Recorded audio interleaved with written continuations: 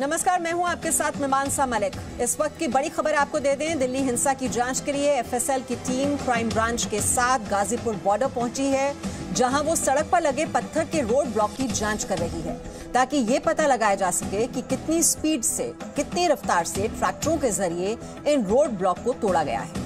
क्योंकि दिल्ली पुलिस और किसानों के बीच ट्रैक्टर परेड को लेकर जो समझौता हुआ था, उसके मुताबिक ट्रैक्टर की स्पीड 15 से 20 किलोमीटर प्रति घंटा रखने पर सहमति बनी थी। साथ ही सीसीटीवी फुटेज और मोबाइल फुटेज को जांच के लिए लेबोरेटरी भेजने की तैयारी भी शुरू हो गई है। और डिटेल्स ले लेते हैं, हमारे सहयोगी राजू राज इस वक्त हमारे साथ हैं। राजू राज, एफएसएल की टीम पहुंची हुई है और वहां जो सीसीटीवी फुटेज है, जो मोबाइल फुटेज है और साथ ही साथ वहां पर ये रोड ब्लॉक्स के जरिए ये पता लगाने की कोशिश की किस रफ्तार के साथ ये ट्रैक्टर वहां पर किस गति के साथ जा रहे थे। देखिए मीमांसा, अभी एफएसएल की टीम लगभग 1 घंटे की जांच पड़ताल के बाद तमाम सबूत इकट्ठा करने के बाद अभी यहां से निकली है। एफएसएल की टीम के साथ क्राइम ब्रांच की टीम भी यहां पर उनके साथ मौजूद थे। चूंकि आज 3 लोकेशन को उनको पहुंचना है, तीनों जगह से तमाम जगह आपने जो तस्वीरें 26 जनवरी को सामने आई उसमें सभी जगहों पर उन्होंने ट्रैक्टर के जरिए गाड़ियों के हिट की, तमाम जो ब्लॉक्स लगे हुए थे, बैरिकेड लगे थे, उन्हें ट्रैक्टर के जरिए तोड़ा गया था। यही वजह है कि जब यहां पर एफएसएल की टीम आई तो जो ब्लॉक्स, सीमेंटेड ब्लॉक्स लगे हुए थे, उनमें जो टूटा था उसके जरिए सबूत इकट्ठा किए गए। तमाम सबूत को लेबोरेटरी भेजने की तैयारी शुरू हो गई है। मोबाइल फुटेज, सीसीटीवी फुटेज जो क्राइम ब्रांच के पास और स्पेशल सेल के पास मिली है, उसको भी लेबोरेटरी भेजने की तैयारी शुरू हो गई। और दूसरी जो सबसे अहम बात यह है, अभी जो गाजीपुर बॉर्डर पे जो खबर है, तस्वीरें दिखाना चाहूंगा। जिस तरीके से सिंघू बॉर्डर में किसानों और पुलिस के बीच जो स्थानीय लोग हैं उनके बीच जब गतिरोध हुआ तो गाजीपुर बॉर्डर पर दिल्ली पुलिस के तमाम आला अधिकारी यहां पर मौजूद हैं। सीआरपी के जो सीनियर ऑफिसर हैं, दिल्ली पुलिस के सीनियर ऑफिसर हैं, तमाम ऑफिसर यहां मौजूद हैं और मीटिंग चल रही है कि अगर यहां पर कुछ ऐसा विरोध होता है तो उसे कैसे टैकल किया जाए। बात करते हैं ज्वाइंट सीपी आलोक कुमार से जो यहां पर मौजूद हैं। सर, सिंघू बॉर्डर में आज देखा एक बार फिर गतिरोध सामने आया, स्थानीय लोग विरोध कर रहे हैं, काफी झड़प हुई, पुलिस के साथ भी बर्बरता हुई, उनके हाथ काटे गए। ऐसे में आप लोग की अब क्या तैयारियां चल रही है? यहाँ पे फोर्स का डिप्लॉयमेंट है, दिल्ली पुलिस का और सीआरपीएफ और बाकी जो काफ़ी सीएपीएफ का कंटिजेंट है, वो आपने देखा कि बहुत दिनों से जब से एजिटेशन शुरू हुआ है तो टाइम टू टाइम हमारी कोऑर्डिनेशन मीटिंग आपस में रहती है और यूपी पुलिस के साथ भी कोऑर्डिनेशन हमारा होता रहता है, सो दैट किसी किस्म की ऐसी लॉ एंड ऑर्डर की सिचुएशन यहाँ ना हो। आपने देखा होगा कि हमने आज बैरिकेडिंग भी इस किस्म से यहाँ पे की है ताकि किसी किस्म से इन्फिल्ट्रेशन या कोई ऐसा एंटी सोशल एलिमेंट या ऐसा ना हो जो आके कोई इस तरह का हादसा करे यहाँ पे। उस हिसाब से भी तैयारियाँ की गई है। क्योंकि सर लगातार कल से भी हम देख रहे हैं कोई स्थानीय लोग आ रहे हैं अब बॉर्डर खाली कराने के लिए, और यही वजह है कि गतिरोध बढ़ता जा रहा है। देखिए, यहाँ पे कोई इस तरह का कन्फ्रंटेशन हो दो गुट्स में, दो ग्रुप्स में, ये बिल्कुल ही इसके लिए प्रिवेंटिव जो भी उपाय किए जा सकते हैं वो किए गए हैं और इस तरह की कोई भी हालात जो है यहाँ पे नहीं होगी। और उस हिसाब से फोर्स ब्रीफ्ड भी है और कोई भी अनडिजायरेबल एलिमेंट, कोई एंटी सोशल एलिमेंट या कोई ऐसा व्यक्ति या ऐसा ग्रुप जो माहौल को ख़राब करने के लिए इधर आए तो उसके रोकथाम की भी व्यवस्था की गई है। And at the same point of time जो एजिटेटर्स हैं उनकी तरफ से कोई अगर लॉ एंड ऑर्डर की सिचुएशन उत्पन्न करने की कोशिश की जाती है तो उसको रोकथाम करने के लिए भी जो हमारा कंटिजेंट है दिल्ली पुलिस का, सीएपीएफ के जो कंटिजेंट्स हैं और जो उधर यूपी पुलिस के पार्ट पर कोई एक्शन रिक्वायर्ड है तो उनके साथ भी कोऑर्डिनेशन है। इस तरह की तमाम ब्रीफिंग, तैयारियाँ, रिहर्सल, ये सब कुछ चल रहा है। तो ये ज्वाइंट सीपी आलोक कुमार साफ तौर पर बता रहे हैं कि क्या तैयारियां, जो तस्वीरें कुछ देर पहले सिंघू बॉर्डर से सामने आई, उसके बाद दिल्ली पुलिस अब कोई भी मौका नहीं चूकना चाहती है, किसी तरह की ढिलाई नहीं देना चाहती। यही वजह है कि तमाम यहां पर आला अधिकारी गाजीपुर बॉर्डर पर मौजूद हैं और मीटिंग कर रहे हैं कि कैसे अगर कोई सोशल एलिमेंट यहां पहुंचता तो उससे कैसे निपटा जाए। जी, तो एंटी सोशल एलिमेंट्स वहां पर एंट्री ना कर पाए, इसके लिए वहां पर व्यवस्था की गई है और एफएसएल की टीम जो वहां पर पहुंची थी, सबूत इकट्ठा किए गए हैं ताकि जांच को आगे बढ़ाया जा सके।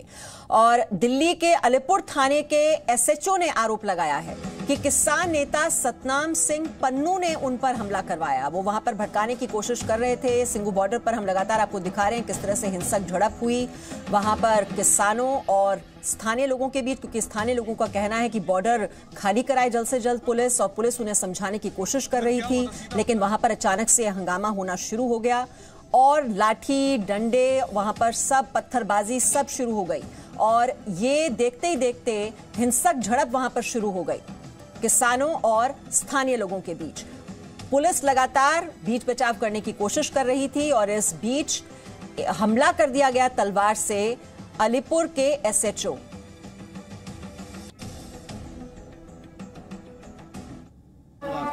कितनी बार वार किया सर? कई बार वार किया।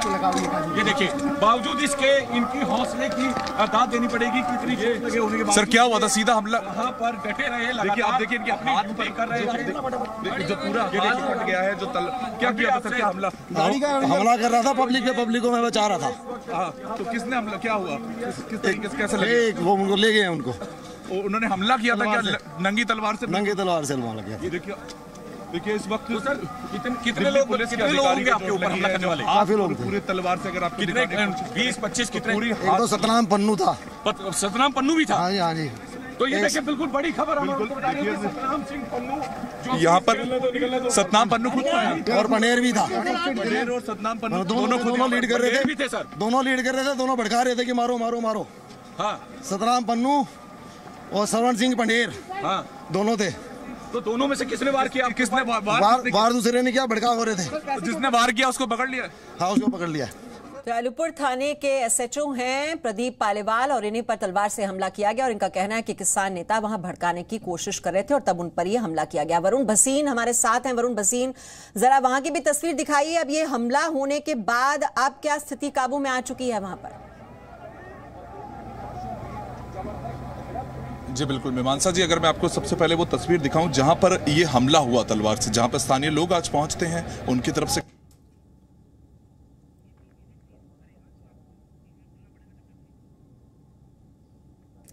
तो वरुण भसीन वहां से हमें दिखा रहे थे कि किस तरह से वहां पर ये एसएचओ हैं उन पर ये हमला किया गया और वहीं की तस्वीरें उनके जरिए आप ये देख पा रहे हैं। काफी अफरा तफरी वहां पर अभी भी बनी हुई है, आप देख पा रहे हैं, और लाठी डंडे पत्थरबाजी ये सब हो रही है और पुलिस की कोशिश यही थी कि किसी तरह से समझाया बुझाया जाए उन स्थानीय लोगों को भी और ये जो किसान नेता भी थे, लेकिन हालात बहुत ज्यादा वहां पर बिगड़ गए। देखिए, अगर मैं वो आपको स्टेज दिखाने की कोशिश करूं तो वो स्टेज इस वक्त सामने आपको नजर आएगा। वो जो स्टेज जहां पर से जब एसएचओ बता रहे हैं कि जो भी नेता मौजूद थे, जो भी अपनी तरफ से कुछ ना कुछ भड़काने की कोशिश हो रही थी, वो स्टेज से 30 मीटर की दूरी पर बताऊं तो इस वक्त देखिए यहाँ पर पुलिस मौजूद थी और जो वो तलवार से जो हमला हुआ वो इस जगह हुआ था। यानी यहाँ पर जो चीजें कही जा रही थी उसके बाद जो चीज यहाँ पर हुई, यहाँ पे यानी कि जो एसएचओ थे उनको यहाँ पर तलवार चलाई गई और इसकी दूरी है महज 30 मीटर। यानी कि जो 26 तारीख के हमले के बाद किसान ये कहते हुए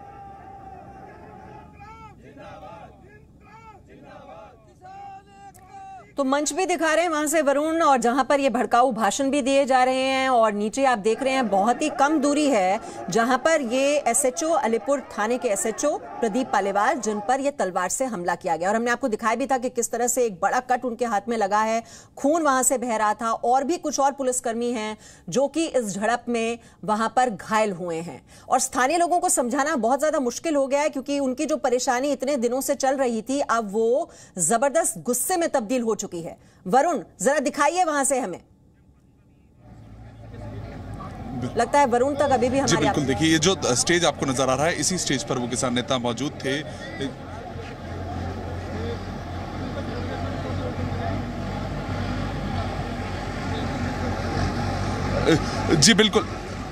जी बिल्कुल देखिए ये जो मंच आपको नजर आ रहा है इस वक्त वो मंच यहाँ से 30-40 मीटर की दूरी पर है और यहीं पर वो जो हमला हुआ था यानी कि जो दिल्ली पुलिस के जवान है वो जिन पर तलवार चलाई गई थी वो ये जगह है और यहाँ पर अब एक नई बैरिकेडिंग शुरू की जा रही है। आपको अगर तस्वीरें दिखा पाऊँ तो अब जो कंक्रीट के बैरिकेड्स हैं उनको लगाया जा रहा है। हालांकि इससे पहले वो लोहे के बैरिकेड्स यहाँ पर मौजूद थे पर अब स्थिति बदल रही है। देखिए आप कि इससे पहले जब यहाँ पर स्थानीय लोग पहुंचे थे तो ये सब कुछ कुछ नहीं था तो एक नई बैरिकेडिंग तैयार की जा रही है, एक नया बॉर्डर बनाया जा रहा है। यहाँ से 200 मीटर की दूरी पर थे पुलिस वाले आरपी, लेकिन अब आरएएफ और सीआरपीएफ की जवान यहाँ पर मौजूद हैं और एक सिंघू बॉर्डर पर एक तरह से किसानों को वापस से एक वो लाइन दी जा रही है कि इसके आगे आप लोगों को नहीं आना है, क्योंकि जो भी हुआ दिल्ली पुलिस के ऑफिशियल्स बताते नजर आ रहे हैं कि बहुत दुखद है। उनसे लगातार किसानों से बात चल रही है और महज 30 मीटर के दूरी पर आप समझिए, मैं बार बार इस बात को दोहरा रहा हूं कि 26 तारीख को जो हमला लाल किले पे होता है, जब किसान नेताओं से पूछा जाता है कि वो लोग कौन थे, तो वो कहते हैं हम नहीं जानते, ये उपद्रवी कहां से आए। लेकिन क्या वो ये जानते हैं कि आज 30 मीटर दूरी पर जब पुलिस वाले पर नंगी तलवार चलाई जाती है तो वो लोग कौन थे? इसका जवाब उनकी तरफ से बिल्कुल नहीं आ पा रहा है, कोई नहीं बता पा रहा है, क्योंकि वो अब इस चीज को समझ चुके हैं, स्थानीय लोग समझ चुके हैं। स्थानीय लोग इस चीज से परेशान हैं कि अगर मेरे घर के 1 किलोमीटर दूर पे इस तरह से कोई व्यक्ति नंगी तलवार लेकर घूम रहा है तो ये मेरे परिवार के लिए सही नहीं है। और उसी के रोष में वो स्थानीय लोग यहाँ पर आए थे, वो यहाँ पर मौजूद थे और वो रोष हमें देखने को मिला, वो झड़प हमें देखने को मिली। और उसके बाद बीच बचाव में आज फिर से 26 जनवरी के बाद आज फिर से दिल्ली पुलिस के जवान घायल हुए हैं। तो यानी कि पुलिस पर लगातार जो हमला है वो भी हो रहा है। तो आप सोचिए कि जिस किसान की मदद करते हुए जो स्थानीय लोग थे वो अब और प्रदीप पालीवाल जो एसएचओ जिनका हम जिक्र बार बार कर रहे हैं, जिन पर यह हमला किया गया तलवार से, उनकी बात हम आपको सुनाते हैं। वरुण भसीन ने उनसे भी बातचीत की है। आपस में सर झड़प हुई, क्या उन्होंने कुछ चलाया, क्या हुआ? तलवार निकाल लिया वो पकड़ने में, तलवार हाथ से निकालने के पकड़ने, हाथ से पकड़ना, कटार के टुकड़े हमें देखने नहीं वो बड़ा तलवार था, एसएचओ अलीपुर ने पकड़ लिया। उसके बाद में तलवार उनको पकड़ा है जो हमला करने आए, उनके हाथ में काफी कट गया है, तो पूरी तलवार लेकर वो पहुंचे थे ऊपर, सीधा हमला, मतलब नंगी तलवार से हमला करते हुए। हाँ, तभी पकड़ना पड़ा। तो ये एसएचओ के साथी हैं जो बता रहे हैं कि क्या हुआ था एसएचओ के साथ और नंगी तलवार से उन पर यह हमला कर दिया गया, उनके हाथ में कट आया और खून बहना वहां से शुरू हो गया। वो सारा घटनाक्रम बता रहे थे। वरुण भसीन उनसे बात कर रहे थे। वरुण, थोड़ा दिक्कत हो रही है कनेक्शन में, लेकिन हम देख पा रहे हैं अब ये ड्रोन कैमरे के जरिए भी, हमें ऊपर से भी एरियल शॉट नजर आ रहा है। लेकिन जरा बताइए, पहले भी आप रहे हैं सिंघू बॉर्डर पर, जो किसान नेता वहां पर पहले थे, अब वो भीड़ कितनी कम हो चुकी है और अब वहां पर पुलिस बल की योजना है क्या? ये जो बैरिकेड्स लगाए जा रहे हैं, ये क्यों लगाए जा रहे हैं?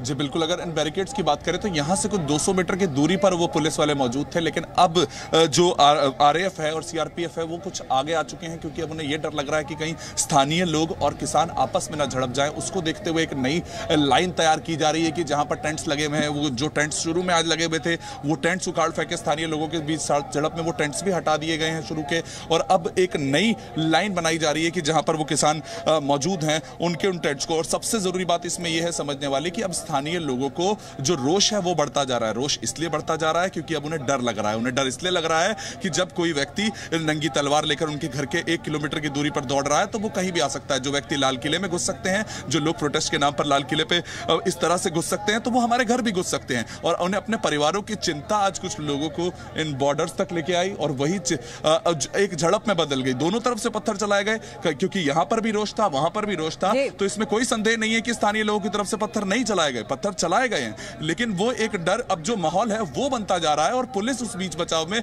हमें पुलिसकर्मी घायल होने को भी देखने को मिला, क्योंकि 26 तारीख को भी यही हुआ था। आखिर में पुलिस वालों पर हमला हुआ। सवाल यह है कि इनके पास लाठी, डंडे और तलवारें तो अभी भी हैं और हमला भी किया जा रहा है और कहा जा रहा है कि ये तो शांतिपूर्वक तरीके से उनका आंदोलन चल रहा है। और हमने कल भी देखा हाई वोल्टेज ड्रामा जो गाजीपुर बॉर्डर पर हुआ, वहां से राजू राज भी हमें जानकारी दे रहे हैं कि किस तरह से एफएसएल की टीम वहां पर पहुंची, सबूत इकट्ठे किए गए हैं और कोशिश वहां पर यह है, जो सुरक्षा बल तैनात है, कि किसी तरह के जो असामाजिक तत्व हैं वहां पर उनकी एंट्री ना हो, वो भी सुरक्षा व्यवस्था की गई है।